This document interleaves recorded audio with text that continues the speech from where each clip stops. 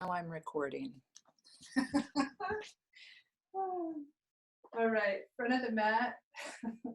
Opening chant. Inhale. Vande Gurunam Charanarvinde Sandarashita Svatma Sukhavapode Nishrayase Jangalikaimane Samsara Hala Hala Mohashantiye Abahu Parusha Karam Shenkachakrasi Darinam Sahasra Shirsam Shvetam Pranamami Patanjali.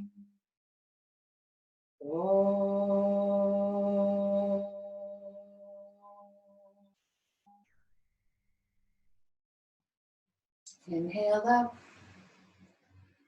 exhale down. Inhale, arms straight, exhale, plank. Inhale, up dog, exhale, down dog. Strong and comfortable.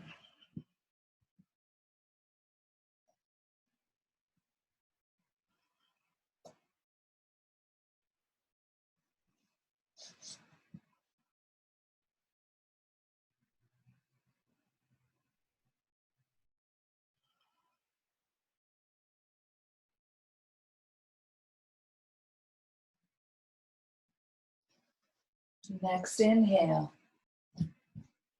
Exhale, fold. Inhale up. Samastatihi. Inhale, hands up. Exhale, hands down. Inhale, arms straight. Exhale, plank. Inhale, up dog. Exhale, down dog. Surya Namaskara A.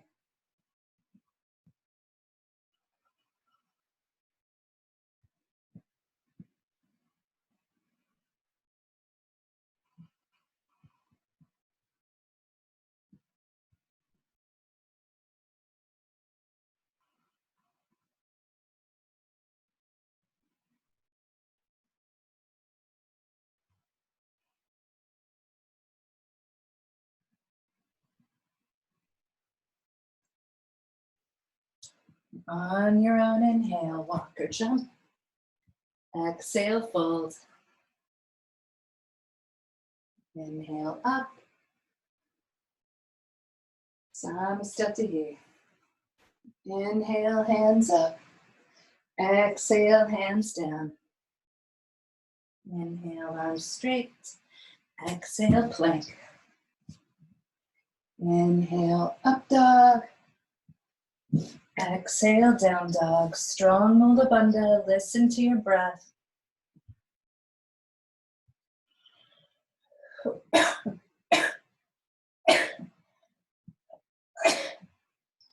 Excuse me.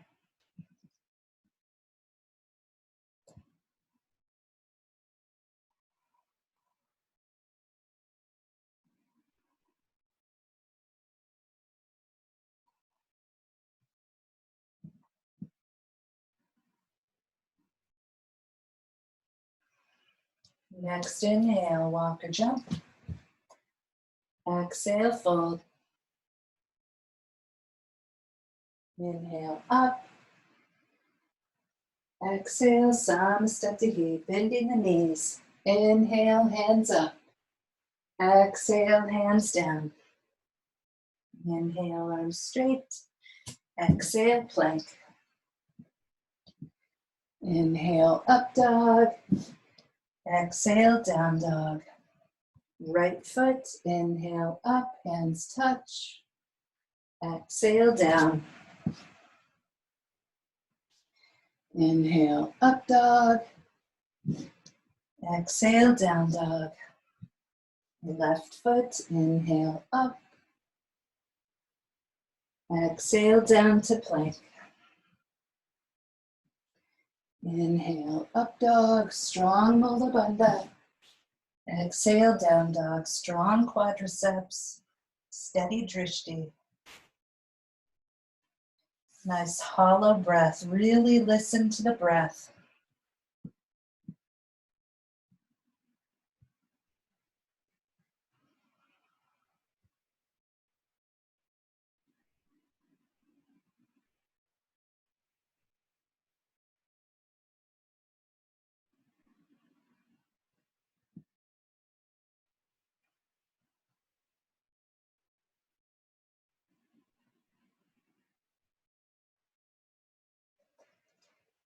Next inhale.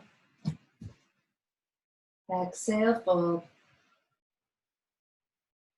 Inhale up. Knees bend, hands touch. Namaste. Inhale, knees bend. Exhale, hands down. Inhale, arms straight. Exhale, plank. Inhale, up dog. Exhale, down dog. Right foot. Inhale, up. Exhale, down.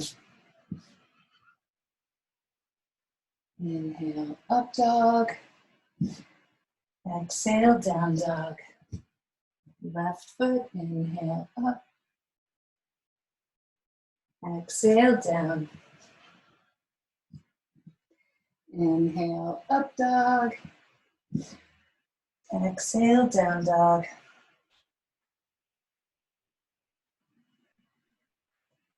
Steady Drishti, steady bandhas.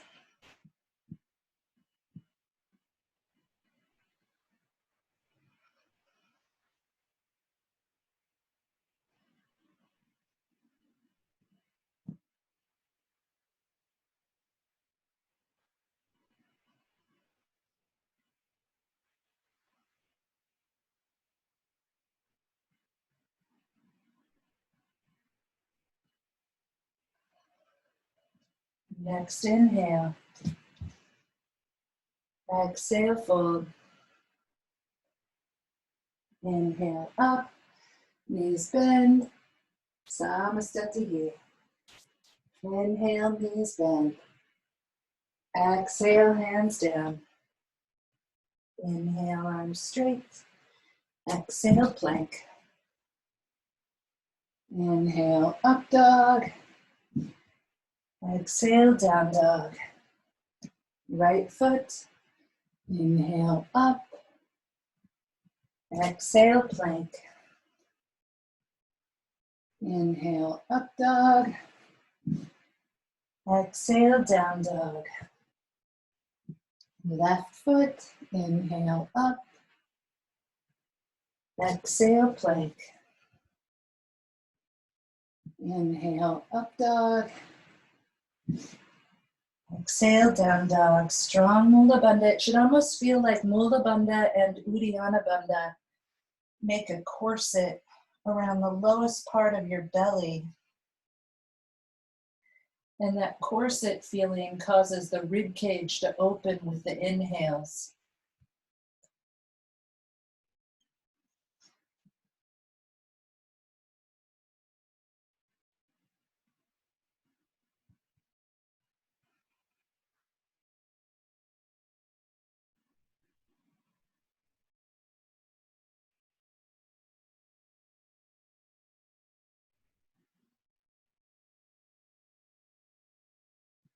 Next inhale. Exhale, fold. Inhale, up. Knees bend, hands touch. Samastati. Inhale, Padangusthasana. Open the feet, grab the toes, arms are straight. Exhale, elbows bend.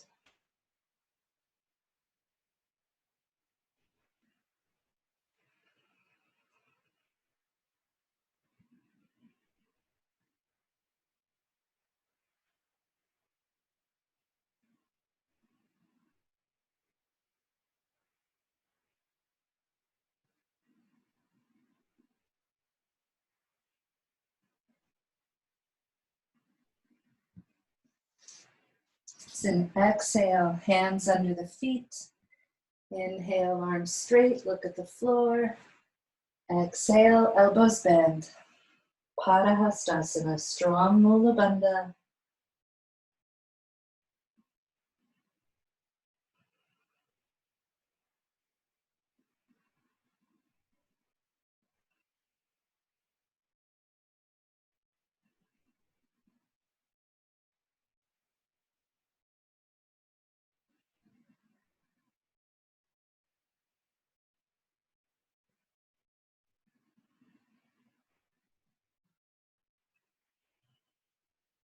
Next inhale, arms straight. Exhale, hands to hips. Inhale, come up. Samastatihi. Jump open for triangle. It's an inhale, open, nice. Exhale, down. Do your favorite triangle. That back heel angles back.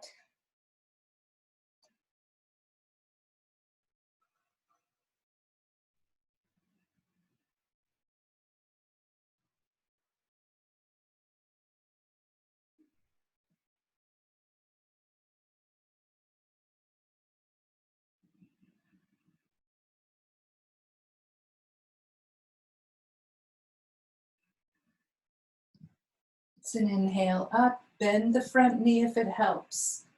That makes it a little bit easier to get up. It might be helpful, or you might feel like you don't need it. Side 2, Uttita Trikanasana.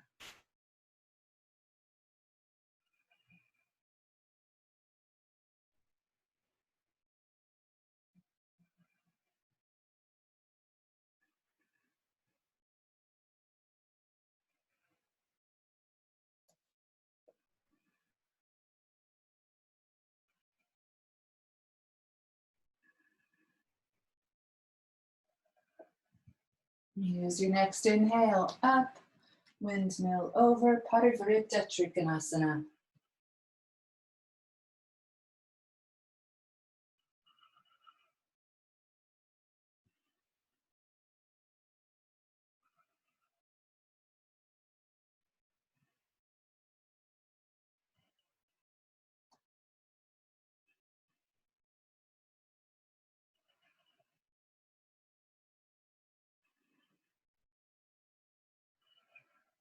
It's an exhale to look down.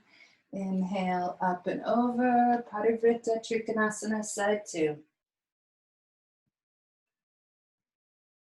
Strong Mula Bandha.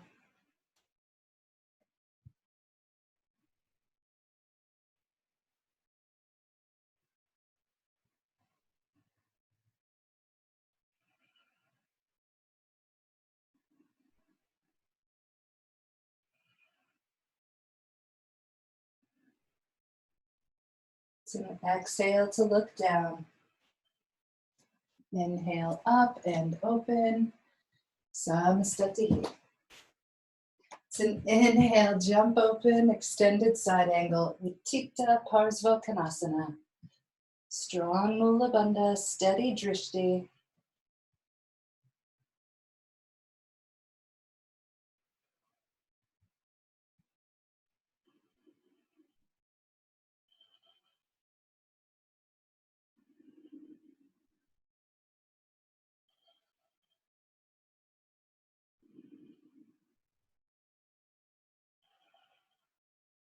It's an inhale up.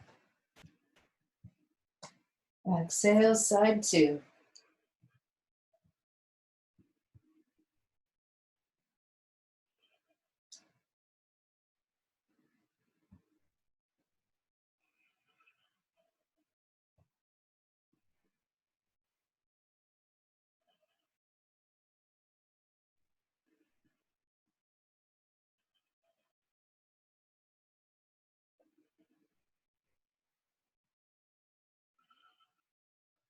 It's an inhale up and over, Parivrtta Parsvakonasana.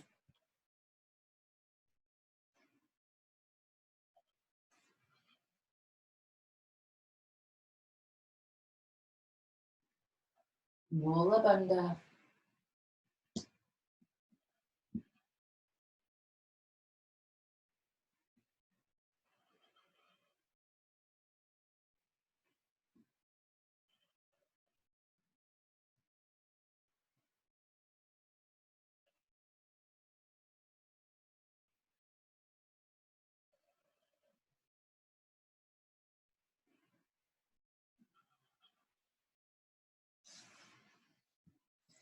It's an inhale up and over.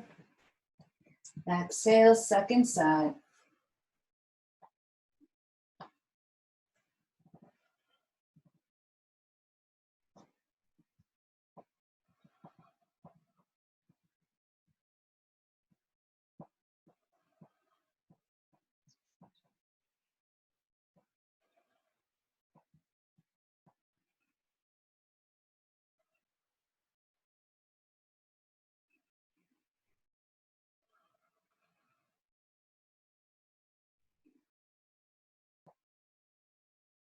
It's an inhale up and open. Samastatihi. Hands are on the hips. Inhale, open. Prasarita Padottanasana A. It's an exhale down. Inhale, arms straight. Exhale, elbows bend. Strong quads, strong Mula Bandha.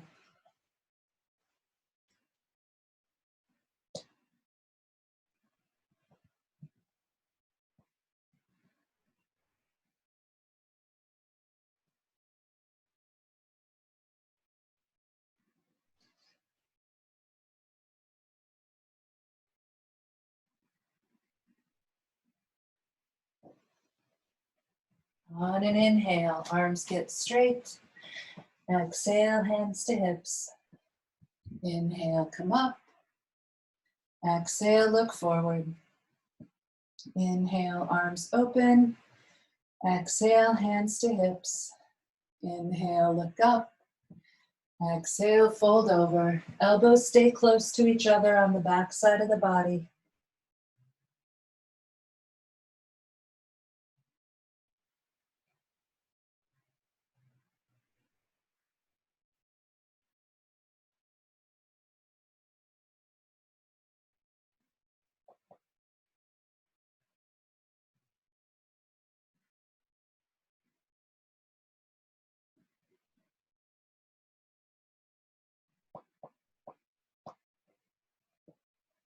Next inhale, all the way up, look up. Exhale, look forward. Inhale, arms open. Exhale, opposite hand interlaces on top that was on top for the last practice. Exhale, fold. Each time I practice, I switch which hand is on top.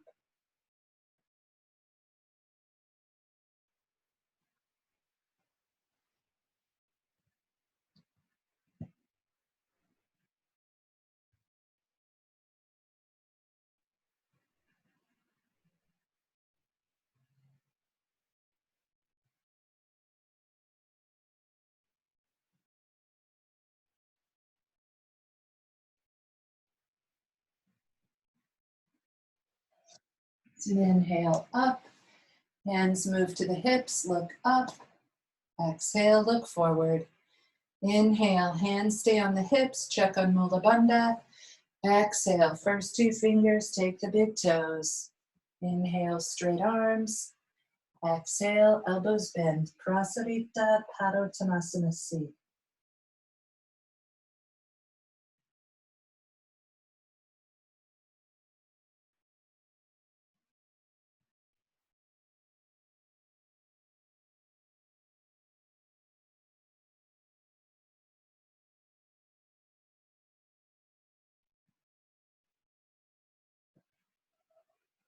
Next inhale, arms come straight.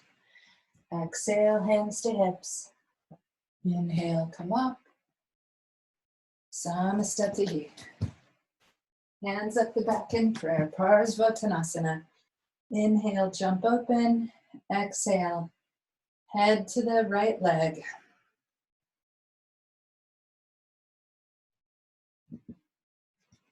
Strong Mula Bandha.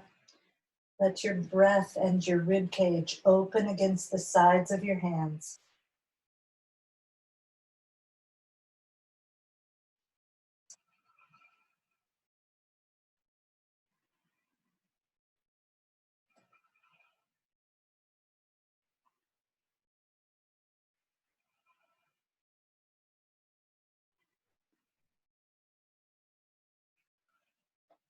Next inhale, up. Exhale, trade sides.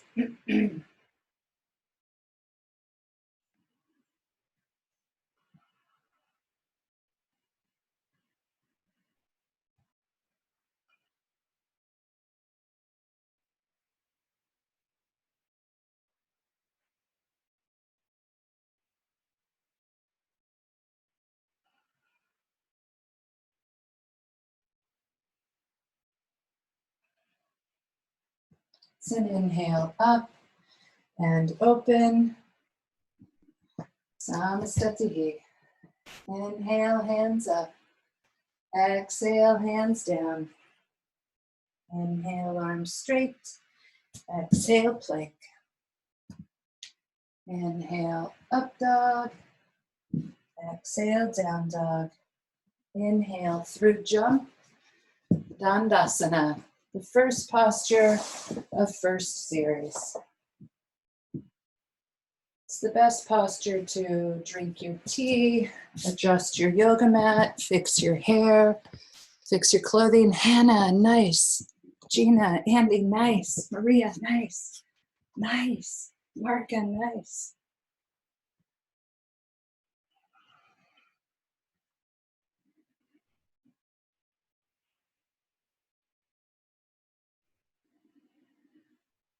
It's an exhale when the first two fingers take the big toes. Inhale, arch. Exhale, drop down. Chin tucks in against the chest.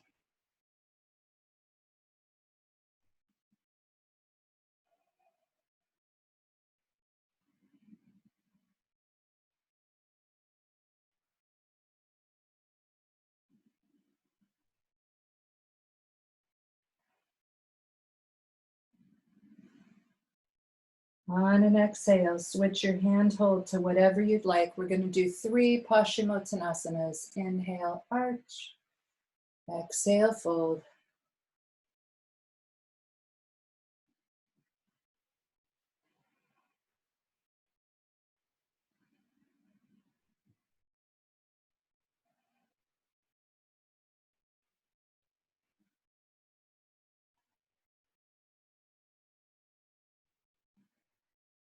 On an exhale, switch your hands again.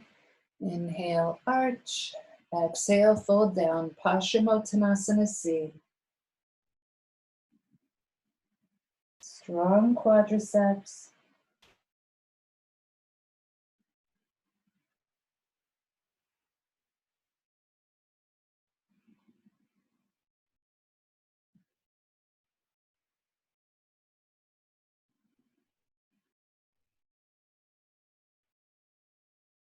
Next inhale, arch.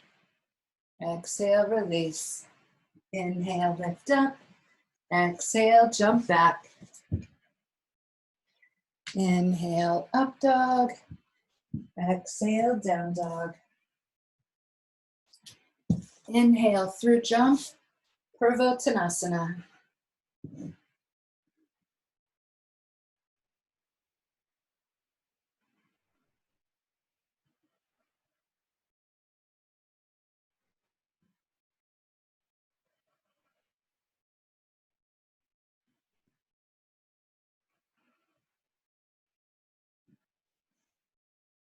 It's an exhale, sit down. Inhale, lift up. Exhale, jump back. Nice, Emily. Inhale, up dog. Exhale, down dog. Inhale, through jump. I love myself like a little baby. Or seated half-bound lotus. Half-bound lotus, intense west stretch. Ardha Baddha Padma Paschimottanasana. Nice, Maureen. Nice, Mireya. Mireya, yeah. Did you get your toe behind your back? Yeah, almost? Okay, so if you're almost getting your toe, turn it into a twist for today. It'll get that hand to actually grab the foot. Yeah, isn't that nice? And then, like next month, fold it forward. or you can just fold it forward in the next second, either one. Time has no meaning when we're practicing yoga. Second, month, it's all the same. Inhale, arch. Exhale, release. Inhale, lift up. Exhale, jump back to plank. Inhale, up dog. Exhale, down dog. Inhale through jump, left foot. Ardha, half. Baddha, bound. Padma, lotus. Paschimottanasana, intense west stretch. Beautiful.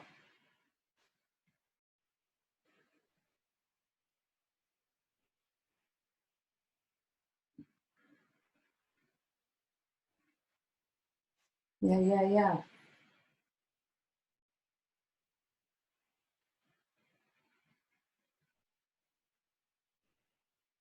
Always with Mula Bandha.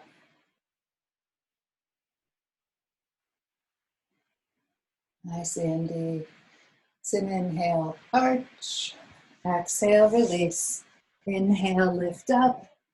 Exhale, jump back. Inhale, up dog. Exhale, down dog. Right knee folds. Left leg is extended. Trianga Mukha Ekapada Paschimottanasana.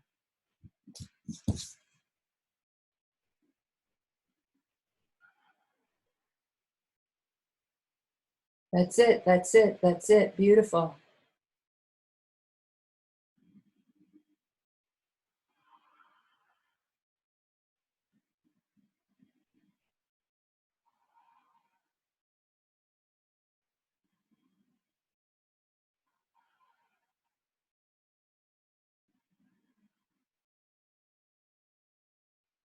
Take 5 of your own breaths.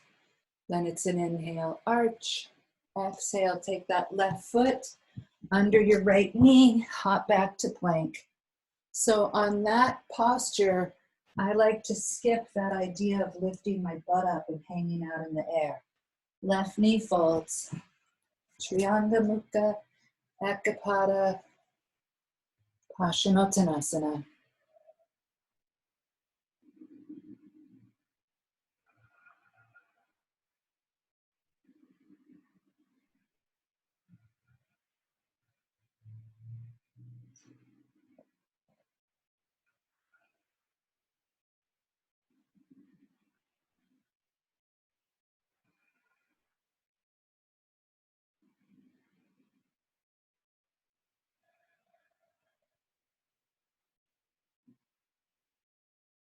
Next inhale, arch. Exhale, release. Nice, Hannah.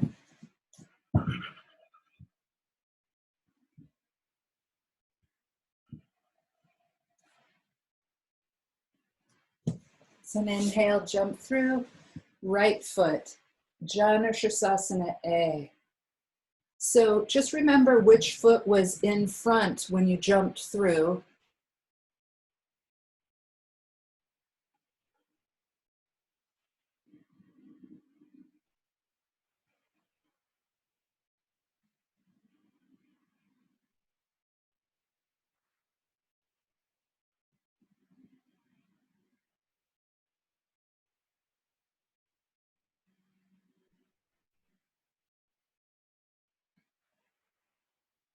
It's an inhale, arch, good toes. Exhale, release. Notice which foot is in front as you jump back. Plank, up dog, down dog. Opposite foot is in front as you jump through. So whichever foot is going to be folded, I tend to keep that one closest to my body. But it doesn't matter. It's just, if you can, my knee doesn't like me to switch which foot is in front, but your knee might be totally cool with it. So if you can, each time you jump in and out of your vinyasa, switch which foot is crossed in front.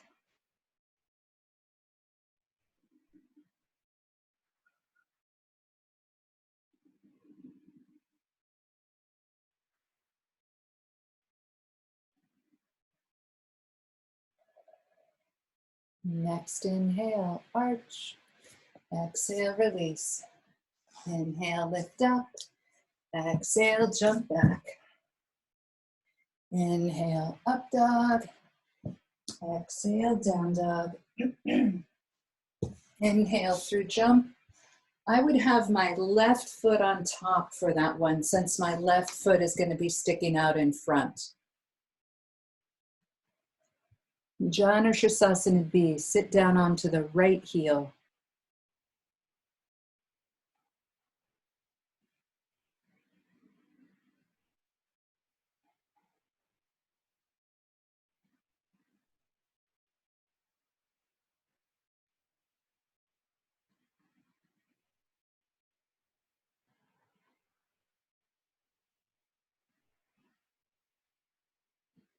Five of your own breaths. Then it's an inhale, arch, exhale, release. I just pull my long leg back, lift up. My right foot was bent, so my right foot was closest to my body already. Take the vinyasa, and this time, because my right leg would be extended, it's going to be in front. Sit down onto the left heel, Janu Sirsasana B, second side.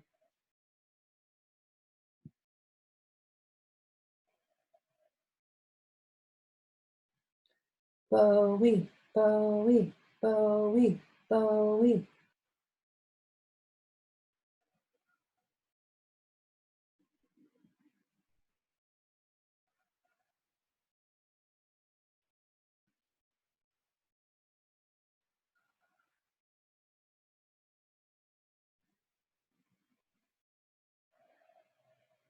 On an inhale, arch.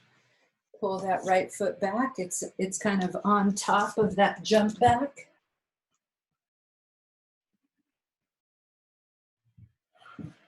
Janu Sirsasana C. Left foot in front.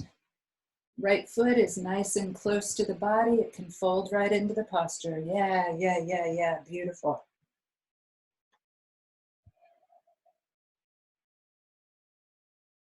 Beautiful.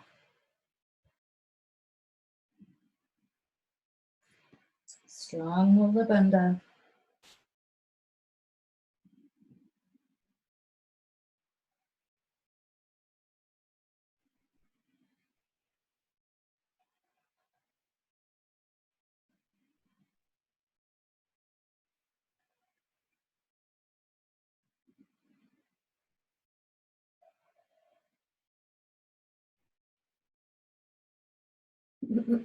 It's an inhale whenever you arch. Exhale, release. That right foot stays close to the body. Left foot is on top. It's an inhale, lift up. Exhale, jump back.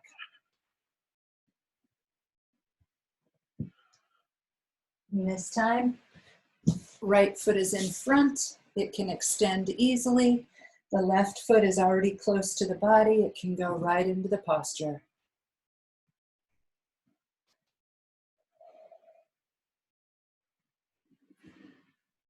Strong Mula Bandha.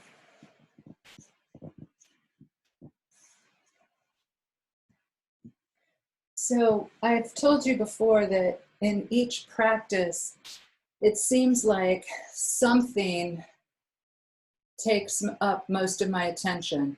And usually it's listening to the breath. And then probably also next in line would be Mula Bandha. So if you're ever really focused, and I'm talking on about how opposite legs could cross on vinyasas, just don't pay any attention to it. It's an inhale, arch, exhale, but I'm going to keep talking about it. Right foot's on top, inhale, lift up. Exhale, jump back. Inhale, up dog.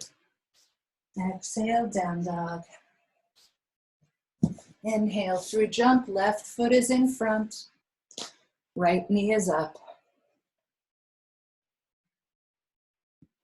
Marichyasana A.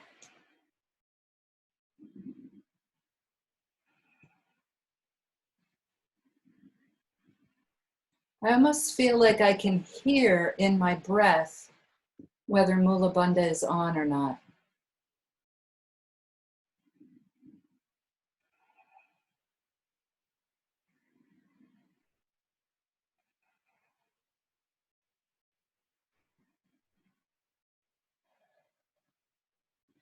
It's an inhale, arch, open that shoulder against the shin. Exhale, release. Left foot would be crossed on top, or you can take the vinyasa where your right leg is up over your right arm.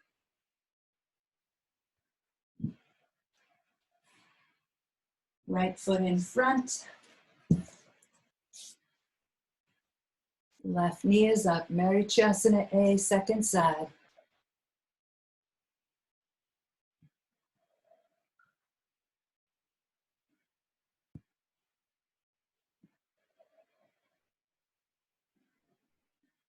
Get it, Bowie.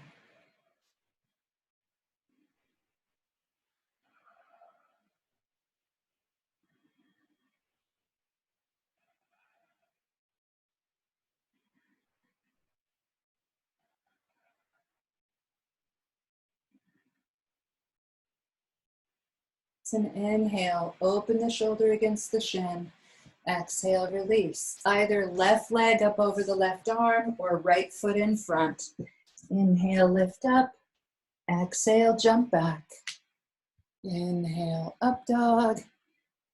Exhale, down dog. So this one is a different, right? This one's different because your left foot is going to fold into lotus. So you actually want your right foot to be on top. And Marichasana B. So just like everything else in Ashtanga, it's like, oh, I see the pattern. Oh, I think I'm getting the pattern. Oh, great, you changed the pattern. Right? But if you think about which foot is going to be closest to your body, that's the foot that stays closest to your body for the jump through or the jump back. But you're not thinking. So one, you never have to do that, alternating sides. Or two, train your body so it alternates sides on its own without you having to realize it. It's an inhale, arch. Exhale, release. Inhale, lift up. Exhale, jump back. Inhale, up dog. Exhale, down dog. Inhale. Left foot is in front because the right foot is going to fold into half lotus. Yes. Beautiful. Marichasana B, second side.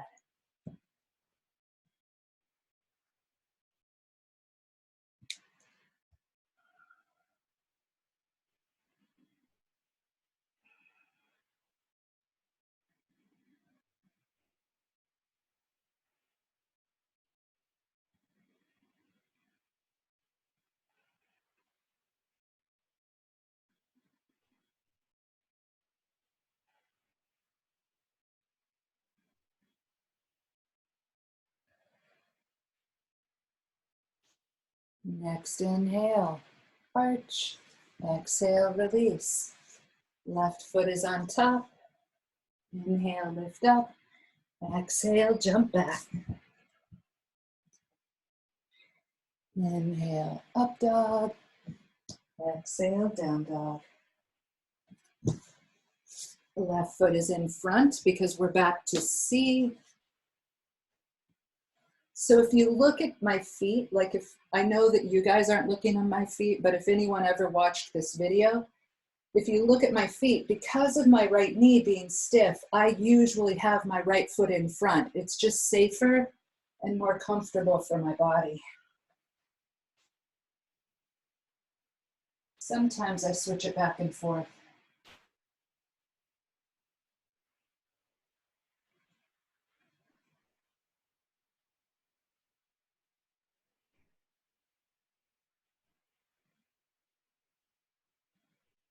Strong Mula Bandha. Take one more breath.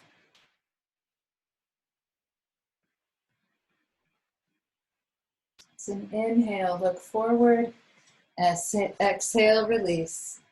Inhale, lift up. Exhale, jump back. Inhale, up dog. Exhale, down dog. Inhale through jump. Right foot is on top, left knee is up. Marichyasana C, second side.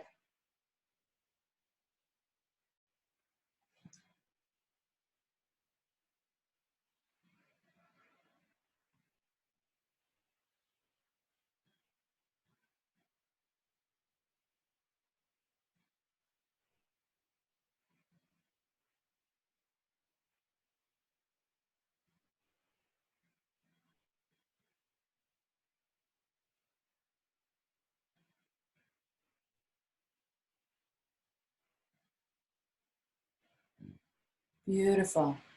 It's an inhale, look forward. Exhale, release. Inhale, lift up. Exhale, jump back.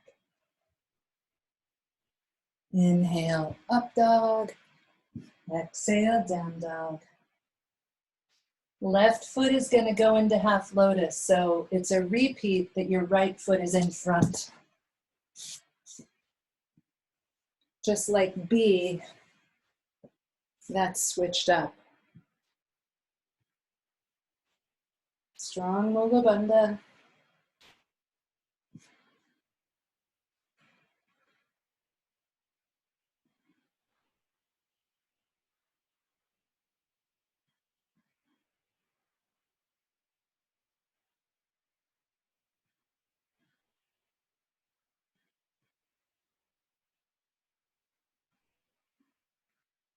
If you're really going for this posture, it may have taken an extra breath or two to get bound. So stay in for your full 5. It's an inhale, look forward. Exhale, release. Inhale, lift up. Exhale, jump back. Inhale, up dog. Exhale, down dog. Left foot is in front because your right foot is going to swing into half lotus. Marichyasana D, second side.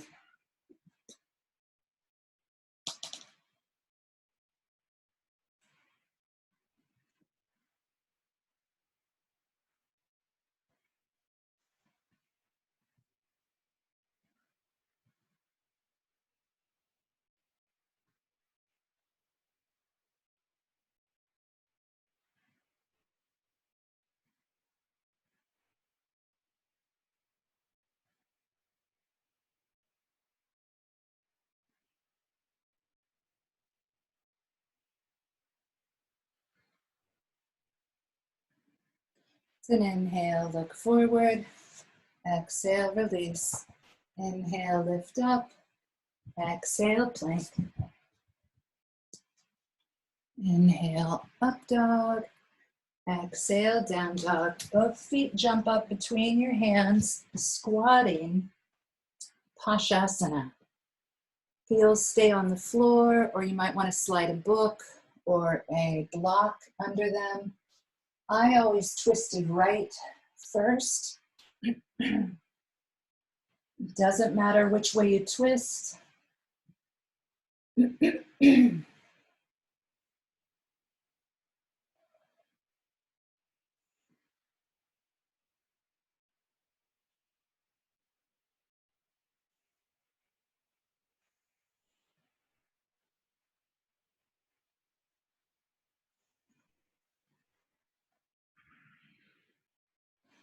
It's an inhale, look forward. Exhale, second side.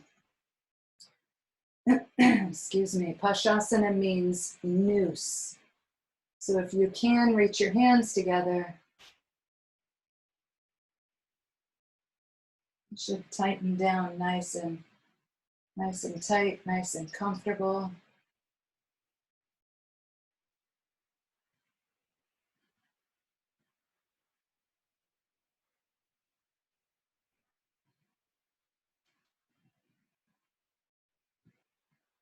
It's an inhale, look forward. Exhale, jump back. Inhale, up dog. Excuse me. Exhale, down dog. Left knee folds, right foot jumps through. Crown Shasana A. Arms are straight. Chest is lifted. Drishti is the toe.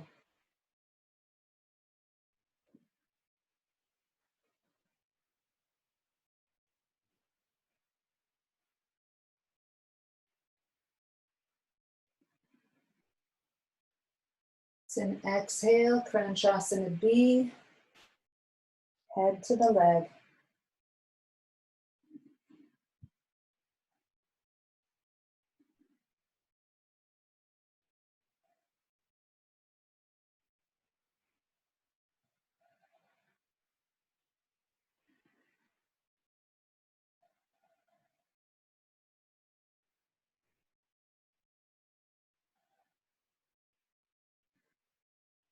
Then inhale, arch.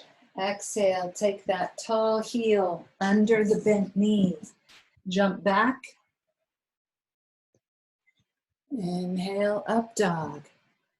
Exhale, down dog. Right knee folds. Kranchasana A. Leg is extended.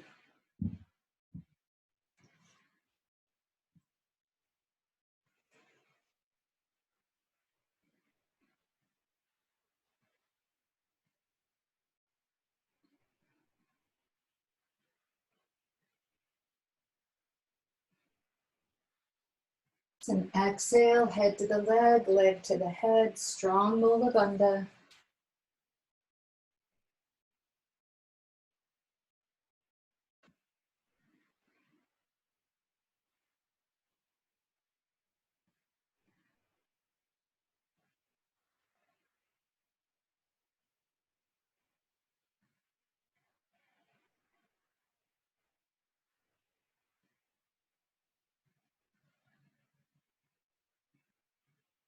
Then inhale, arch. Exhale, take that left heel under your right knee.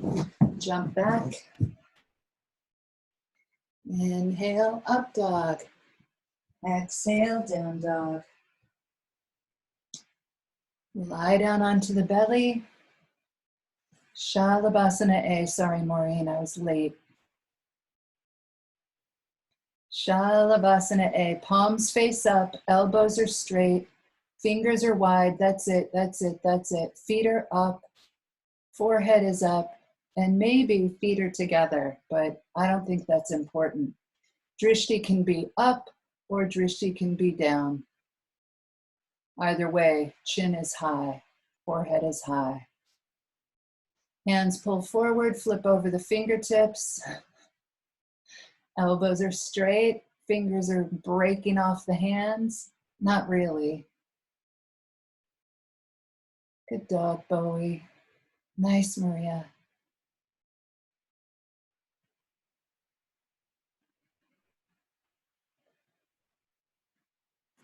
Head stays high. Inhale, up dog. Exhale, down dog. Lie down onto your belly. This is my favorite posture to use a half block. Feet low, head high, frog posture, Bekasana. Yes, yes, yes, yes.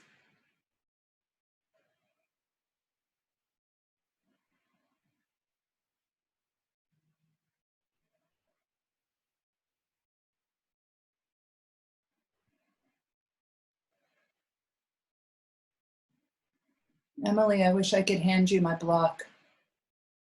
It's really incredible. Inhale, up dog. Exhale, down dog. Lie back down onto the belly. Strong. I see Maria wiping her face. It's like we're just beginning to sweat, right? Full bow. Maybe feet are together, maybe feet are apart. Your choice. Nice, Maureen. Nice, Hannah. I liked it.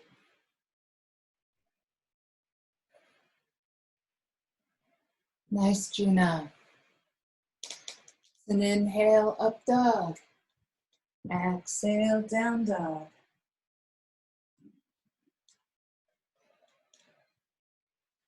Lie down, Dhanurasana. Up, Parsvadhanurasana. Right side first.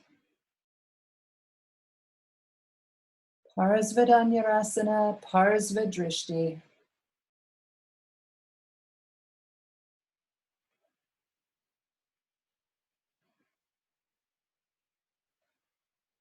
Nice. Nice work. Hi, Walter.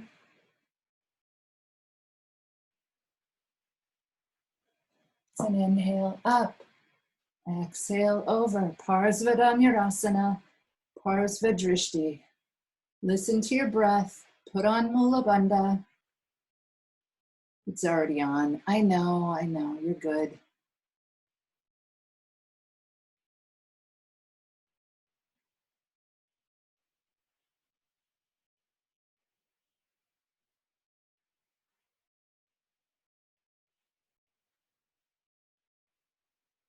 And full bow again. Danyarasana.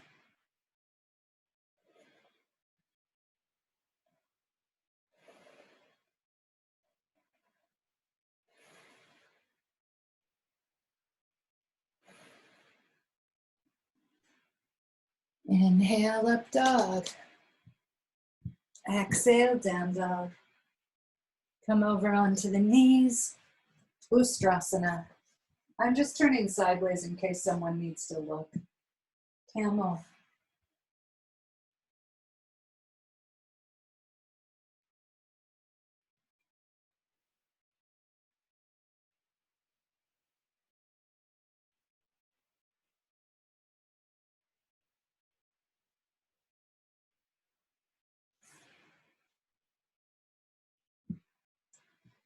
Fling yourself up. Beautiful. Beautiful. Plank. Up dog. Down dog. Ustrasana again. Camel again. Or you can go on into Laghu Vajrasana. Little thunderbolt.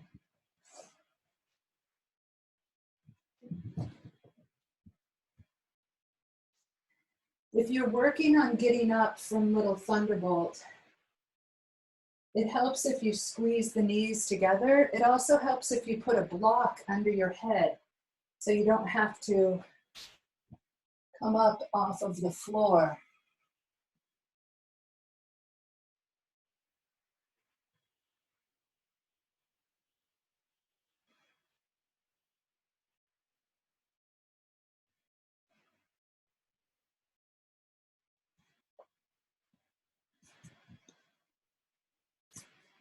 So inhale up, exhale plank.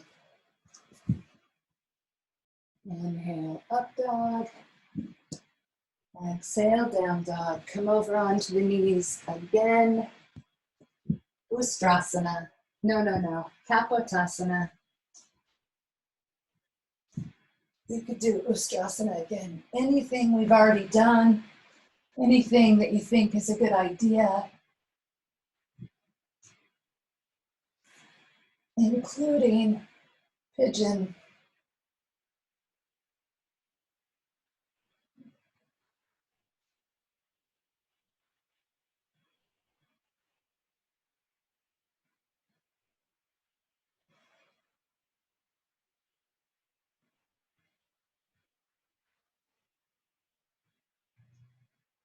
Pigeon A, pigeon B.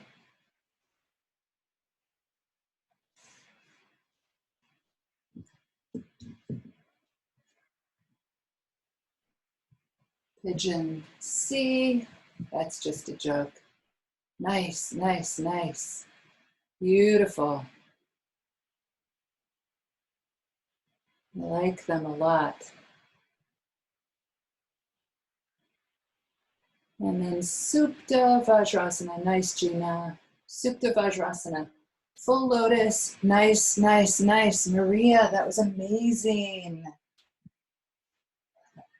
Full lotus or fake lotus.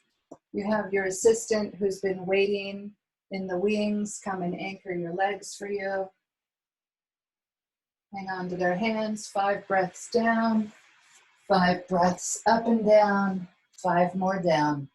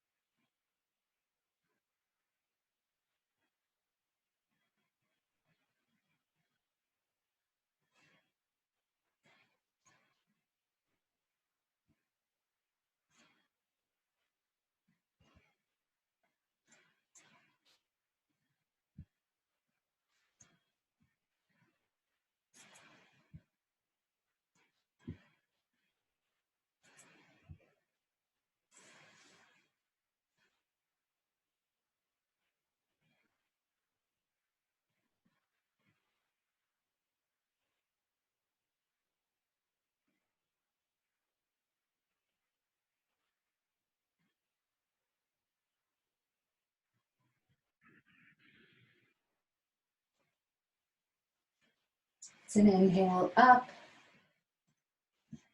Exhale, plank. Inhale, up dog. Exhale, down dog. Crane or crow, Bakasana. Crow is called Kakasana. There's such a good up dog happening over there.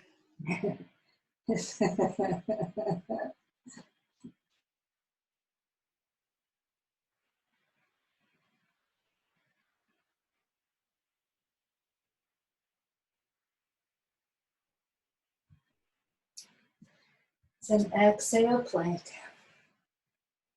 Inhale, up dog. Exhale, down dog. Crane or crow again. Jump in.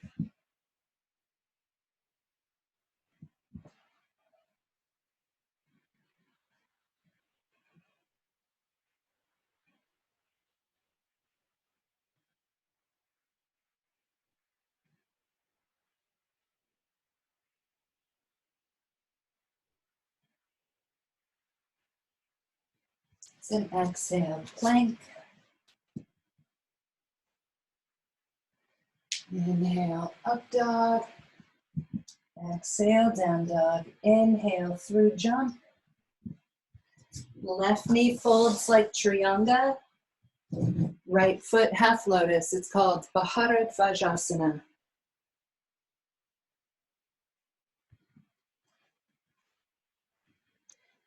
The left hand goes under the right knee. And the right hand goes behind the back and grabs that lotus foot.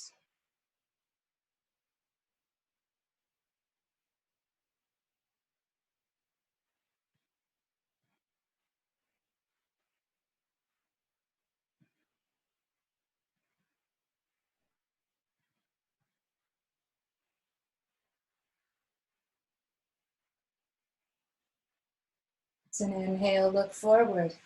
Exhale, release. Inhale, lift up. Exhale, jump back. I'm switching sides. Inhale, up dog. Exhale, down dog. Right knee folds, left foot half lotus. Beautiful. Bharadvajasana, side 2.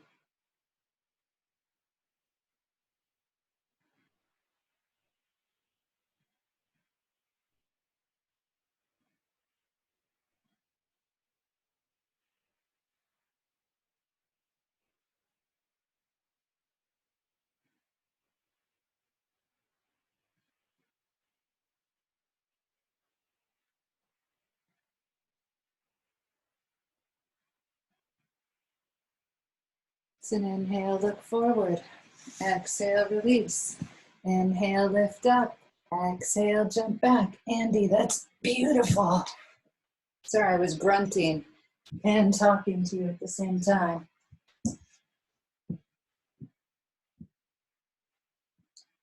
Ardha Matsyendrasana.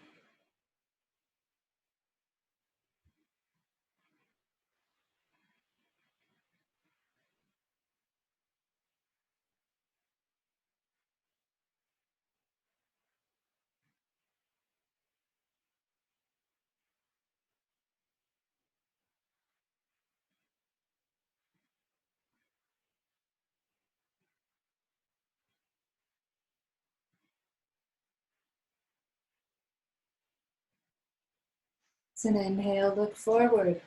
Beautiful. Exhale, release. You can take a vinyasa, nice. Or switch sides. Oh my gosh, that dog is bringing Stephanie toys. He's like, hey, you're outside and you're low. It must mean you want to play.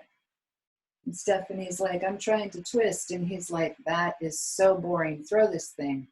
Throw this thing for me. Or tug it.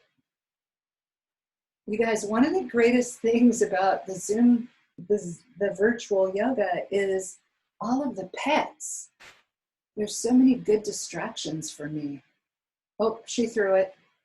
Dog ran away. She's going to have about not even 5 seconds.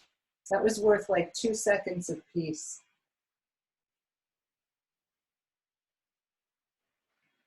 Ardha Matsyendrasana, second side. Inhale, look forward. Exhale, release. Inhale, lift up. Exhale, jump back. So we always get to this point. This is a really good place to do your back bends and do closing sequence. Also, it's 12 minutes after 10. You have done more than enough yoga. If you would like to pick something out like leg behind the head or firefly or Nakrasana or Mayurasana or forearm stand, Pincha Mayurasana, you could pick something out and work on it. You can even skip those back bends before closing sequence if there's something that you're really working on, because we've already done a lot of back bends. Or do whatever you want, go into back bend, work on headstand, work on the 7 headstands at the end of second series, work on handstand, work on the one-handed handstand that you guys are all working on secretly. I know. It's because I'm psychic that I know we're all working on that secretly. We're all going to show up together in person one day when we're all 100 years old. We're going to be like, look, and we're all going to go into one-handed handstand. And then I'm going to be a little bit whiny and be like, I can only do it on one arm now. I don't know why my sides aren't even. That's going to be like my first question. I'm going to arrive, at the gates where all of our ancestors greet us, like all my grandparents are going to be there. And I'm going to be like, okay, why was my body so one side, other side different? And they're going to be like, don't worry about your body now. You're here for orientation. And I'm going to be like, bring me to Krishnamacharya. And they're going to be like, not yet. I hear that there are like welcoming committees and that when you, okay, I also hear that, okay, first of all, let's see, there is no place to begin. So my first yoga teacher, we used to do 45 minutes of pranayama and then take a 10-minute break and then do 45 minutes of asana. And the pranayama, the only kind of pranayama we did was Paraka Kumbhaka, Richaka Kumbhaka. Inhale, hold, full, exhale, hold, empty. And the whole 45 minutes of this pranayama, I keep using the word whole because it just seemed like so long at the time and pretty difficult. Anyway, that entire segment of his class was yogis are supposed to be preparing for death. And so that pranayama was to help us prepare for death. And and honestly, if the pranayama had come second, I probably would have found many excuses to leave and not do it. But it came first, so I ended up doing a lot of pranayama. Anyway, preparation for the big exit. Oh, I know what I was going to say. Having to do with reincarnation, I've heard through the grapevine. Remember when I used that expression, Maria? I heard through the grapevine? The American expression. I heard through the grapevine that after a person dies, they have to spend at least the minimum amount of time that you can be dead before you're reborn is 6 weeks. So if you are in a gigantic hurry to get right back here, you still have to rest for 6 weeks. Yeah. And then I have a friend, I'm not saying that I like whatever, I believe all kinds of things. I like this idea. And it's more comforting to my mind than some of the other ideas that have been presented to me. So I have a friend, and she said that the last time she was alive was 250 years ago. So she took a bit of a rest before she came back.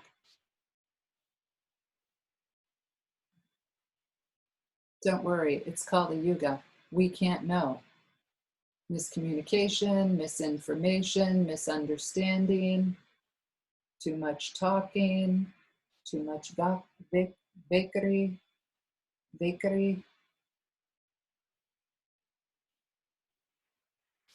Okay, so last night, I'm going to talk about this now, and then I'm going to do my minimum closing sequence.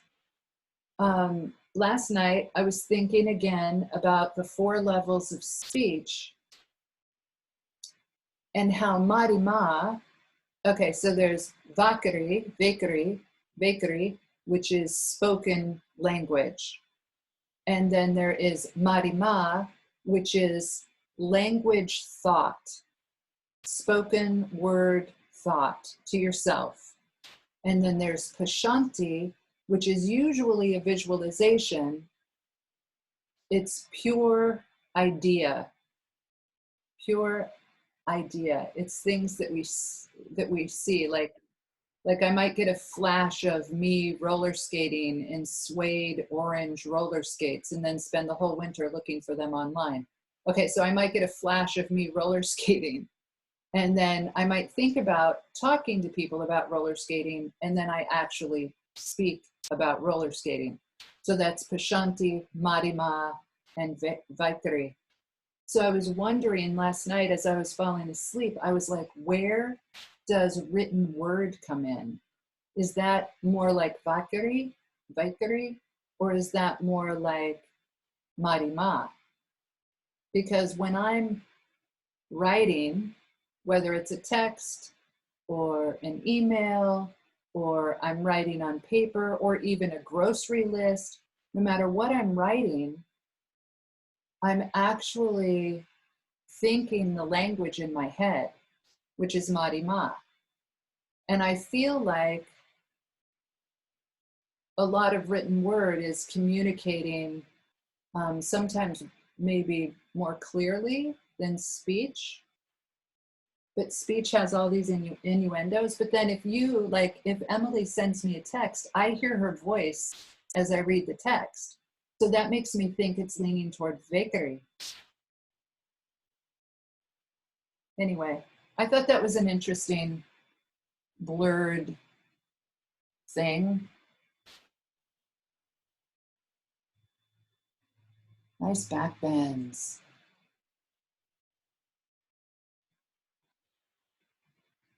And then there's another level of speech, I'll just tell it to you so that it doesn't feel left out, called Para, P-A-R-A. Oh, I had a thought about this since last week too. Para is Rishi speech, and it is based at, okay, Vaikari is spoken word, and it's based at the throat, and the element is ether. Marima is language thought that happens in language. And that is located around the heart and the lungs, and the element is air. Pashanti is usually a visualization. It has to do with clear sight. It's located 3 finger widths below the belly button, and the element is fire. And Pashanti always is purified by that fire, so Pashanti always has some passion behind it. I like that. And then para is pure intention. And the rishis can communicate at that subtle level of pure intention. And during Satya Yuga, everyone communicated at that level of para. And para, rishi speech, is located at the root chakra, and the element is earth. I really like that on this list, in order to become more subtle and more pure, we move from ether down to earth. I love that about this list. Okay, so the last thing I was thinking about this in the past week was we have that mantra, Parama Rishibu Namaha, Parama Rishibu Namaha, Parama Rishibu Namaha, Parama Rishibu Namaha. And I know what Rishi is, and Bu is a term of endearment. It's like the difference between mom or mommy or mama. And Para, I was I learned that para means great. So great sage, I bow to you. And that makes sense. And then we just learned about para language, the level of language that is pure intention, that's called rishi speech. And I was like, oh, there it is. Para is connected to rishis all over again. So Parama Rishibu Namaha, I wonder if it has to do with the sage's intentions are always blessings for the rest of the world. Anyway, it changed my idea about that mantra a little bit. Parama Rishibu Namaha, Parama Rishibu Namaha, Parama Rishibu Namaha, Parama Rishibu Namaha.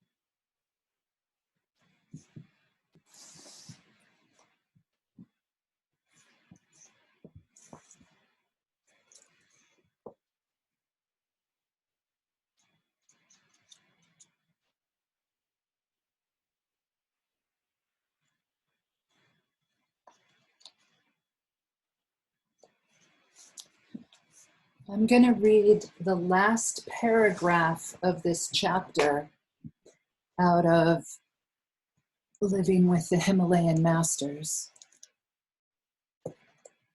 And then I'm going to read the chapter. Here's the last paragraph. A human being knows enough, but that knowledge needs to be brought into daily life. If this is not done, the knowledge remains limited within the boundaries of knowing only. We all know what to do and what not to do, but it is very difficult to learn how to be. Real knowledge is not found in knowing, but rather in being. And the name of this chapter is I Thought I Was Perfect. As a young man, I thought I had perfected myself and that I didn't need any further teaching or study. I felt there was no Swami in India as advanced as I because I seemed to be more intellectually knowledgeable than others, and I was myself teaching many Swamis. When I conveyed to my master this inflated opinion of myself, he looked at me and asked, "Are you drugged? What do you mean?" I said, "No, really, this is the way I feel." He returned to the subject a few days later. You are still a child. You only know how to attend college. You have not mastered 4 things. Master them, and then you will have attained something. Have a desire to meet and know God, but have no selfish desire to acquire things for yourself. Give up all anger, greed, and attachment. Practice meditation regularly. Only when you have done these 4 things will you become perfect. Then he told me to visit certain sages. He said, when you are with them, you should be very humble. If you become obstinate or aggressive, you will be deprived of their knowledge. They will just close their eyes and sit in meditation, he said. He said this because I was very obstinate and impatient. He gave me a list of sages of different orders. They were his friends who had known me from my young age because I had been with my master when he visited with them. I had been quite mischievous. I used to pester them and throw things so that they would know I was around. Whenever they came to visit my master, they would ask, "Is he still with you?" First, I went to see a Swami who was renowned for silence. He had withdrawn from worldly concerns. No matter what happened around him, he never looked up. On my way, I talked with villagers nearby. They told me he doesn't talk to anyone or look at anyone. He doesn't even eat. This is the 3rd month he has been in the same place without getting up. We have never seen such a man. This state is called Ajagar Vritti, which means python's tendency. Just as a python remains in a dormant state for a long time, some sages do not move for many days, but remain in a deep state of meditation. When I went to see him, he was lying on a hillock under a banyan tree, smiling with his eyes closed, as though he were a lord of the universe. He never wore anything, whether it was summer, winter, or the rainy season. His skin appeared weatherproof, like that of an elephant. He did not own a thing, but he was utterly content. When I first saw him lying that way, I thought, at least he should have a little decency. Then I thought, my master told me to visit him, and I know that my master would not waste my time. I am only seeing his body. I touched his feet. According to our custom, when we touch the feet of a great man, they bless us. He was not sensitive to external stimuli. He was somewhere else. 3 or 4 times I said, "Hello, sir, how are you?" But he did not respond. There was no movement, no answer. Then I started massaging his feet. When our teachers are tired, we often do that. I thought he would be pleased, but he kicked me. That kick was so strong that I was thrown backward all the way down the hill, which was quite steep, and into a lake below. That's hilarious. I fell against many trees and rocks on the way down and ended up with many painful bruises. I was vindictive. What reason has he to do this? I came to him in reverence, started massaging his feet, and he kicked me. He's not a sage. I'll teach him. I'll break both his legs. I'll give him double what he gave me. I really wanted to retaliate. I decided that perhaps my master had sent me to him to teach him a lesson. When I returned to the hill to vent my anger, he was sitting up smiling. He said, "How are you, son?" I said, "How am I? After kicking me and knocking me down the hill, you're asking me how I am?" He said, "Your master told you to master 4 things, and you have even destroyed one. I kicked you to test your control of anger. Now you are so angry that you cannot learn anything here. You are not tranquil. You are still very immature. You don't follow the spiritual teaching of your master, who is so selfless. What could you possibly learn from me? You are not prepared for my teachings. Go away." Nobody had ever talked to me like that. When I thought about what he said, I realized that it was true. I was completely possessed by anger. He asked, "Do you know why we touch the feet of a sage?" Then he recited something beautiful, a Persian belief. A sage gives the best part of his life, surrendering it to the lotus feet of the Lord. People ordinarily recognize you only by your face, but the faith of the sage is not here. It is with his Lord. People only find the feet, so they bow to the feet. He said, "You should have that humility when touching someone's feet. Now, you cannot stay here. You will have to go." I wept and thought, a few days ago I thought I was perfect, but surely I am not. Then I said, "Sir, I will come back to you when I have really conquered my ego." And I departed. All the kicks and blows of life teach us something, no matter whence they came. They are blessings in disguise if we but learn their lesson. Buddha said, for a wise person, there is nothing to be called bad. Any adversity of life provides a step for the growth, provides a step so that people learn how to utilize it. I visited another Swami and determined that no matter what he did, I would not get angry. He had a beautiful farm. He said, "I'll give you this farm. Would you like it?" I said, "Of course." He smiled. "Your master told you not to be attached, and yet you are very quick to tie yourself to a farm." I felt very small. My mind seemed to bend toward anger and attachment, and not toward higher things. Later, I was sent to another Swami. He knew that I was coming. There was a small natural fountain on the way where we used to go and wash. He left some gold coins there. I stopped, and I found 3 of them. For a second, I entertained the thought of picking them up. I did so. I tucked them inside of my loincloth. Then I recognized, but these coins are not mine. Why do I need them? This is not good. I put them back. When I went to the Swami, he was annoyed. I bowed before him and he said, "Why did you pick up the coins? Do you still lust for gold? Get out. This is not the place for you." I protested, "But I left them there." He said, "You left them later on. The problem is that you were attracted to them and picked them up in the first place." From the experiences that these sages gave me, I began to realize the difference between book knowledge and experiential knowledge. I began to see my many weaknesses, and I did not find it pleasant. Finally, I returned to my master. He asked, "What have you learned?" "I have learned that I have intellectual knowledge, but I do not behave in accord with that knowledge." He said, "This is the problem all intellectuals have. They become very proud of their knowledge. Now I will teach you how to practice so that you will know things.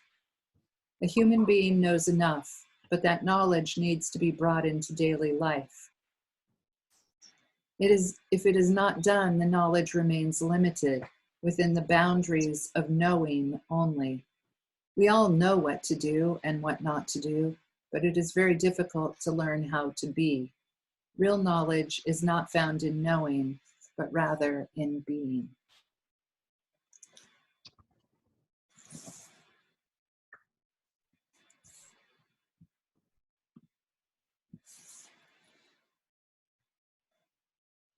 That's that. It's 10:34. Hi, Erica. Nice to see your name. Hi, Lori. I don't know if Lori is really named Lori or if Lori is named maybe Nava. Doesn't matter. So we just practiced, and then I read that chapter out of the book. Hi, Sarah. Hi, Sydney. Does anyone have anything that you want to talk about?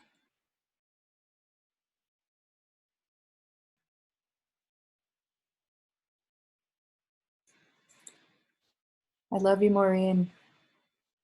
Love you. Have a great day. You too. So what I looked up last night, because I thought I should know it, are the Drishtis. So there are 1, 2, 3, 4, 5, 6, 7. There's 8 Drishtis, but people say there's 9. And the reason is because that side Drishti, Parsva Drishti, they list it twice because it's the right side or the left side, but it has the same name, Parsva Drishti. So the Drishtis are Nasagrai, Nasagrai, Nasagrai, that's the nose. Ajna Chakra, that's the third eye or between the eyebrows. Kath, will you go the first one again and spell it? I'm grabbing my. You know what? I'll list them all and then we'll go back over them. That way you've heard them once while you open your book. Thanks. Nabi Chakra, your book that was bound in Shabara. That's bound in leather. Nabi Chakra, Nabi. Nabi Chakra is the navel. Hasta Grai is the hand. Padayoragrai are the toes. Parsva is the side. Angusta Madhyaye, Angusta Madhyai, it's Dyai, is the thumb. And then Urdhva is up to the sky. And Urdhva is sometimes called Antara. So the Drishtis, there are 9 of them. I'm going to list 9. I'm going to list 10 this time so that you have all 9. Nasagrai, Nasagrai. Nasagrai. Nasagrai is the nose. Ajna Chakra, Ajna, Ajna Chakra, Chakra, Ajna Chakra, Ajna Chakra, Chakra, is between the eyebrows or the third eye, whatever you want to call it. Good dog, Lewis. Good dog, Lewis. Clean that arm up. Nabi, N-A-B-A, Nabi Chakra, N-A-B-I, Nabi, N-A-B-I. Nabi Chakra is the navel or the belly button.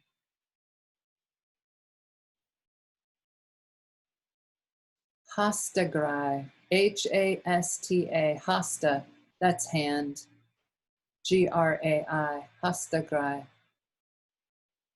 H-A-S-T-A, G-R-A-I. H-A-S-T-A-G-R-A-I is the hand Drishti. Padayoragrai, P-A-D-H-A-Y-O-R-A-G-R-A-I. P-A-D-H-A, Pada. You don't have to put the H in there, but that's the list that I found first. Pada means foot. It can also mean book.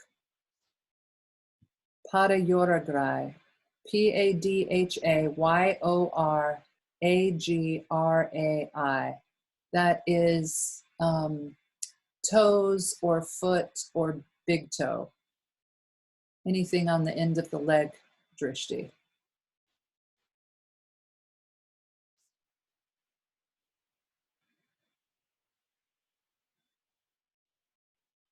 And then Parsva Drishti, P-A-R-S-V-A.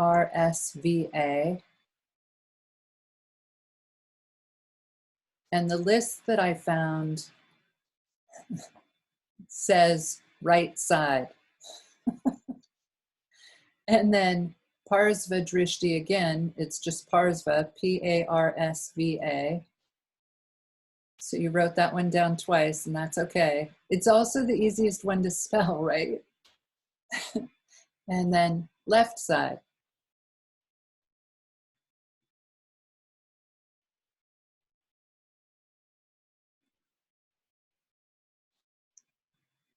And the next one is Angusta Madhyai. A-N-G-U, Angusta, S-T-H-A, A-N-G-U-S-T-H-A, separate word, ma, M-A, separate word, D-Y-A-I. Angusta Madhyai, Angusta Madhyai. I don't know how to say that last piece. And that's the thumb. You know, like Parangustasana? You see those parts of the words in there? That's the thumb Drishti. And then Urdhva, U-R-D-H-V-A, Urdhva is sky Drishti, looking up. And Urdhva, U-R-D-H-V-A, sometimes that is also known as Antara, A-N-T-A-R-A. So Urdhva or Antara is the name of looking up, looking to the sky.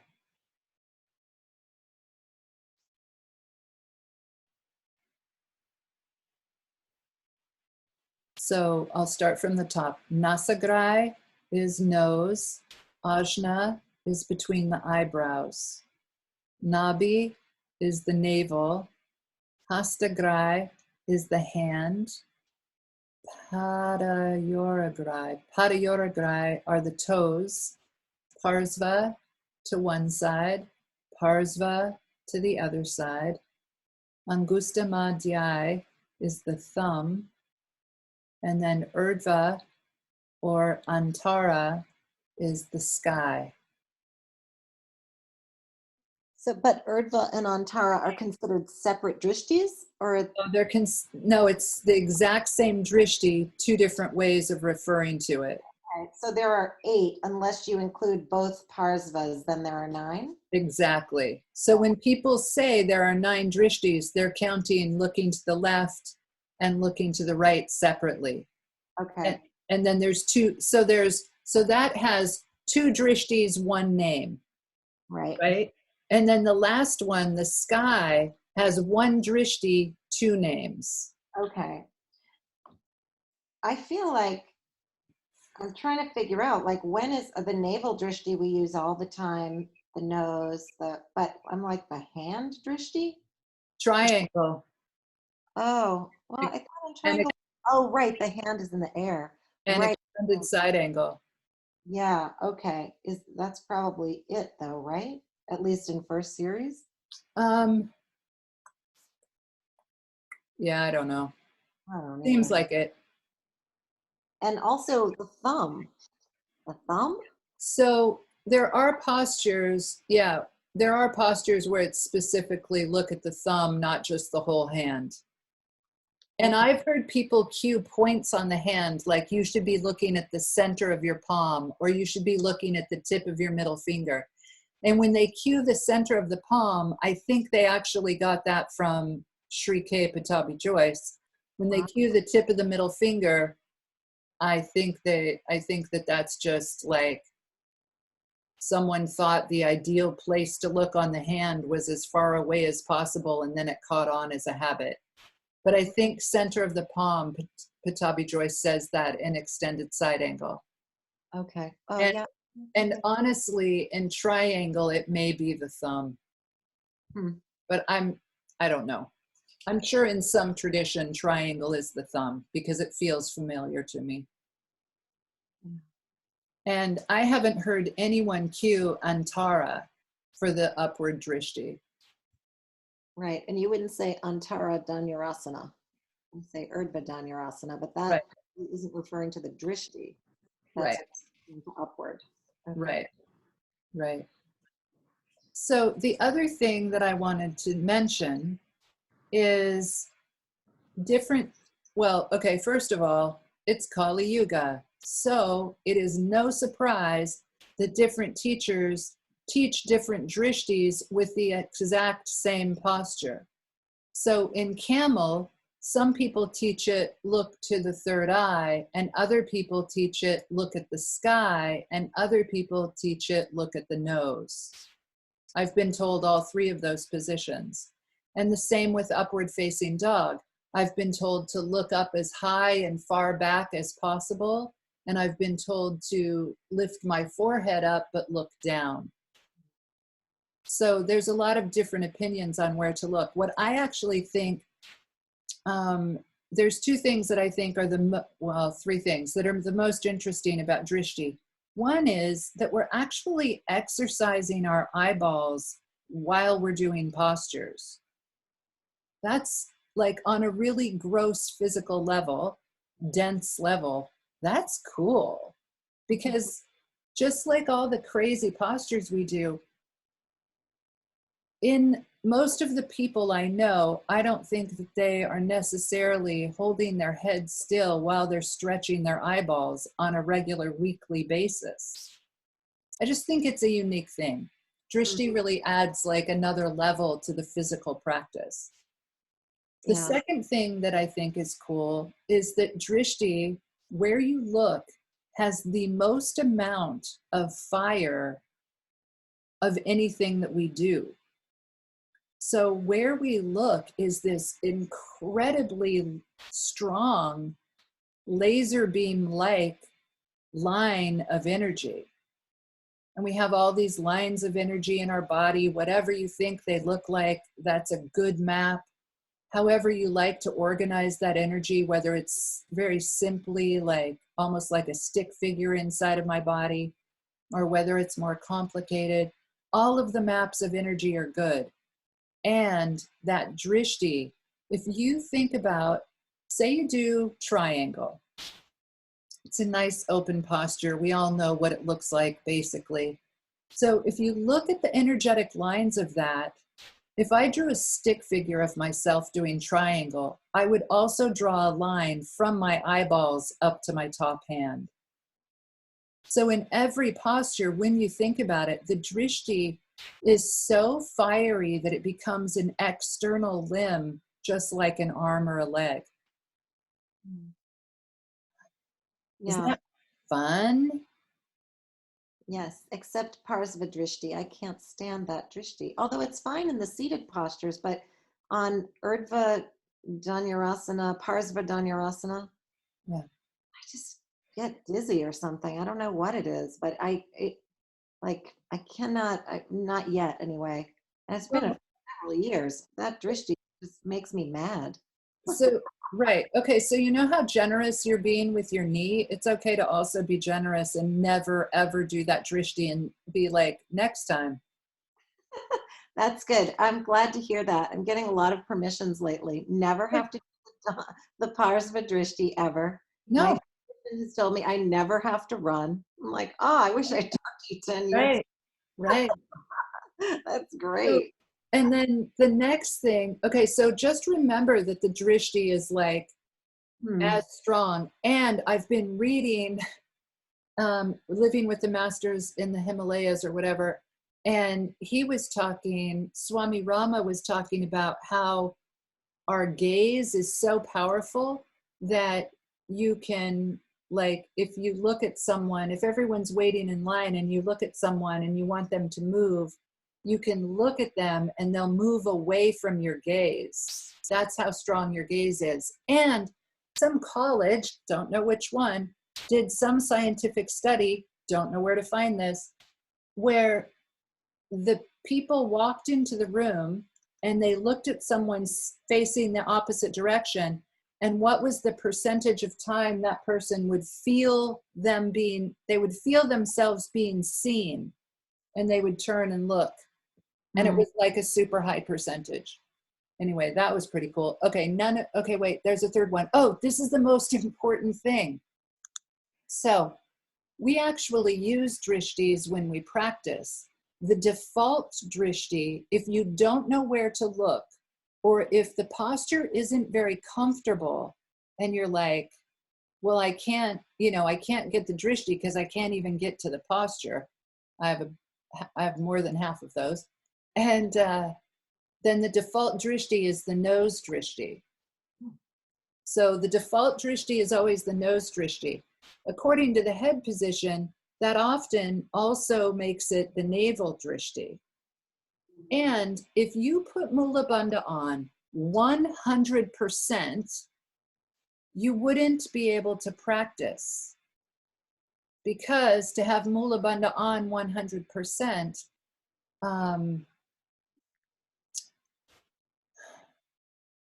it has to be on less in order to allow movement and allow breath. So if you could do your whole practice really, really quickly, like in 1 minute, you might be able to keep Mula Bandha on 100%. But Mula Bandha being on 100% is too much. And the drishtis, when I learned the drishtis, people weren't cross-eyed and cross-eyed. People were looking about 18 inches up past their eyebrows and about 18 inches past their nose. And about 18 inches past my nose is also my belly button, often, right? Yeah. So anyway, I feel like there's a lot of people currently, not us, but there's a lot of people in the world practicing Ashtanga, and they're trying to practice really tight drishtis, tip of the nose, eyebrow, tip of the nose, eyebrows. And I don't know about that. I just threw in the chat, most of you have probably seen this, it was from several years ago, but it's a video of an artist, I guess we'd say a performance artist at, who I think it was at the Met, but it doesn't matter, where she did staring into a stranger's eyes for 1 full minute silently. And people came to the museum and would sit opposite of her and they would just stare into each other's eyes. It's super powerful to watch it. I thought it was 15 minutes. I thought it was longer too, but I just Googled it and it says it was a minute. I thought it was like 8 minutes, but at least in this exhibit, it was 1 minute.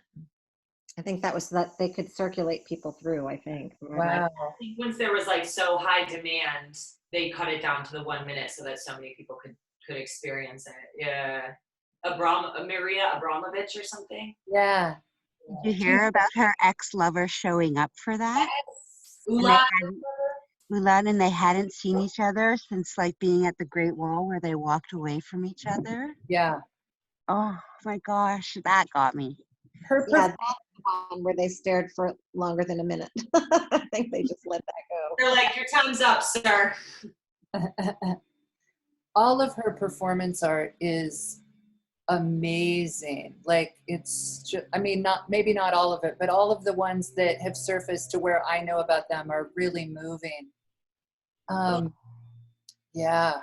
So, It just makes me think it just makes me think all the Drishti talk, like how powerful eye contact is in our lives. And like, you know how when you're talking to somebody and maybe you're sitting outside and their eyes like go behind you, you immediately want to like turn and see what they're looking at and see what's going on behind you. And I just think it's like our eyeballs are so small and there's so much of our lives and our eyesight, like everything we perceive, you know, as one of our senses is that sight. And I just think eye contact is so powerful, like when you're not using it, when you are using it. yeah, there's another study they were doing on eye gazing at some college that I don't know, and they cut the study short because everyone kept falling in love with each other. So they had volunteers come in and they would have them gaze into each other's eyes, and they were going to study this, like, you know, phenomena. And then they were like, okay, we're just fucking up people's lives. There's too much chaos. We're shutting this study down. There's also, I know some psychologists have been studying the effects of mask wearing for this reason, because it makes the eyes more salient. So we're making a lot more eye contact. I think that's part of what they're looking at than we typically do, and you know, in this culture. So yeah, it's kind of, we're missing a lot of cues, because in Western cultures, in North America anyway, people are much more focused on the mouth to read someone else's expression, so that we tend to focus on the lower third of the face, whereas in Eastern cultures they tend to focus on the upper third. So now we're sort of having to look through that lens because everybody is covering the lower third. That's cool. Not everybody. Like emoting more with my eyebrows. Do you guys feel like your faces get tired at the end of the day? Like, I feel like it's like. But you're seeing people, you're greeting people. That's true. That's true.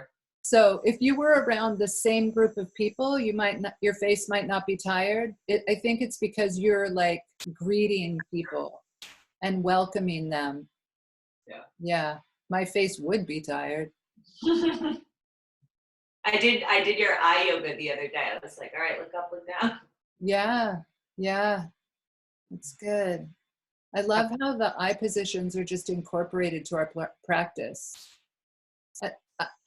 I feel like Ashtanga yoga, it's a lot to learn. It's a lot to do. It's a lot to like learn it and then figure out my own, where I'm at, you know, and come up with my own practice within the practice, kind of. And then there's just layer upon layer, you know, like Mula Bandha. I've really been into Mula Bandha, adjusting the posture from inside of the torso. I'm really into that. And then listening to the Ujjayi pranayama. I'm really into that. It's like, it's so multi-layered. Kath, I wanted to ask you about something you mentioned in practice. You mentioned that, I assume it was Tom Birch, but maybe I'm wrong, about having to do 45 minutes of pranayama followed by practice. And the pranayama was Rajaka Kumbhaka and Paraka Kumbhaka only. Yeah. Did you do 5 inhale holds, 5 exhale holds, or inhale holds, exhale hold 5 times, and then do, 5 ujjayi in, ujjayi out, and then repeat that? Or was it just? So it was with Michael Martin, who I consider my first yoga teacher because I consider a bunch of people my first yoga teacher. Okay, so anyway, it was with Michael Martin in Chico, California, and we would lie down onto the floor. There were no bandhas involved, just gravity. And that was interesting. So we would do 6 rounds and then have 2 minutes of natural breathing. And then 6 rounds. And I'm saying it was 2 minutes. It might have only been 1 minute. He did use his watch, and he watched us. He didn't do it with us. And he also had a metronome, so that sometimes he would set the metronome and he would be like, okay, we're going to do our holds to the count of whatever, 14 or 7 or, like whatever. And then we would know, inhale, hold, start counting. Da, da, da, da, da, da, da, da. Anyway, the metronome thing was really interesting. It was very precise. And everything that I've read and everything I've learned from other teachers, there's a ratio.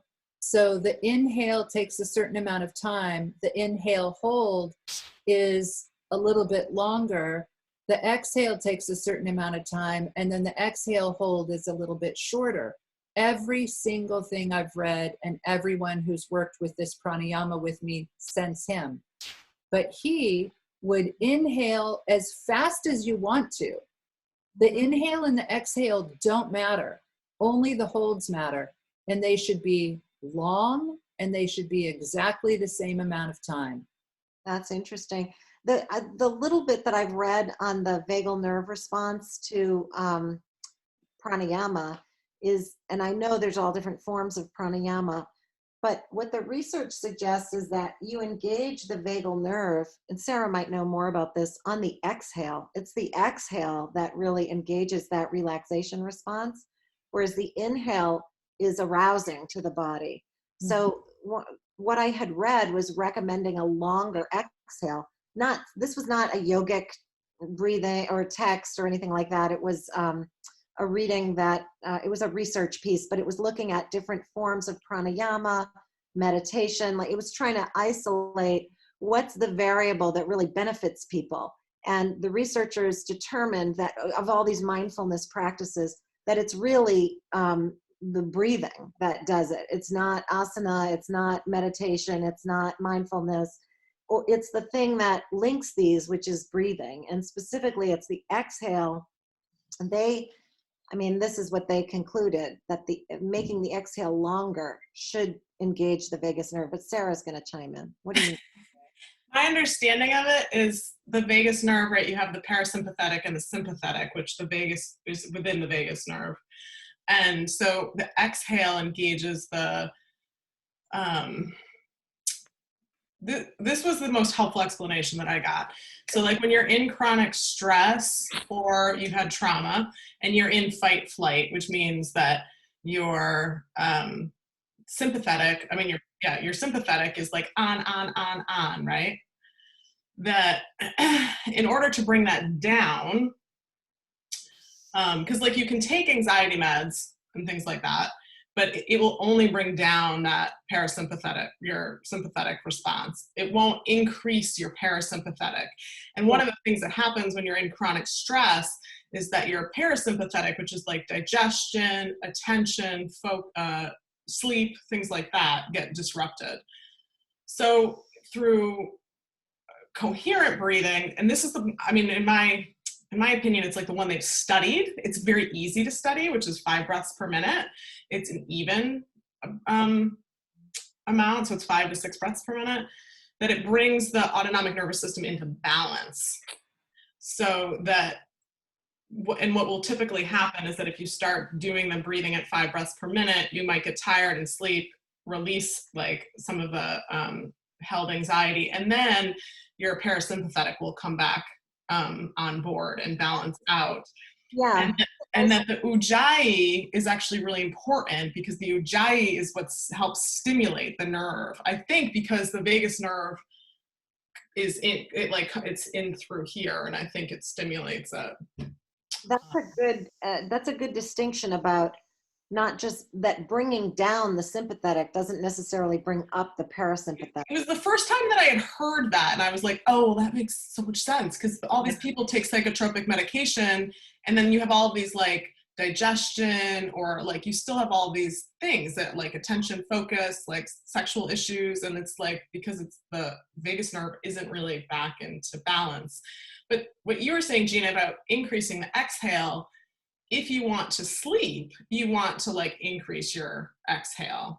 Yeah, you want to get the parasympathetic kicked in. Yes, exactly. So if I'm like awake and I want to go to sleep, I'll try and do my exhale twice as long as my inhale.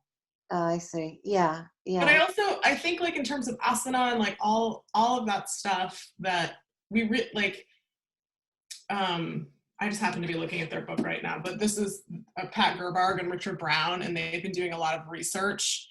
And they have a book called The Healing Power of Breath. This one is How to Use Herbs, Nutrients, and Yoga in Mental Health. But it's just easy to study right now. Like I think the other things aren't as easy to study. Like it's hard to study eye movement, but like eye movement is really important for the vagus nerve. In addition to breathing, it's the only other way that we can like access our autonomic nervous system. But we just aren't.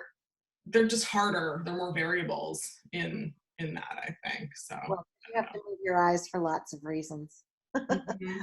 So, You know what would be really interesting to study is Surya Bidana and Chandra Bidana, because Surya Bidana probably is bringing up the sympathetic, and then Chandra Bidana is bringing up the parasympathetic. And I probably shared this with you, but after my accident, I did a couple rounds of EMDR, which I don't know if everyone's nodding, familiar with. And I knew about it, but I hadn't done it before. I was trying to get over a specific phobia kind of thing. And then the next day I went to pranayama, and I was like, oh my God, like Nadi Shodhana is like the yogi's EMDR. It is, without the process, without EMDR has like a very structured way that you're supposed to like bring in the experiences and positive experiences, but the sensation in my body was exactly the same. that's interesting. Huh. I like your description of it. It's the yogi's EMDR. That's interesting. I mean, at least in my experience, that's how it felt. Yeah. Cool. Yeah. It is cool. It's all flipping cool.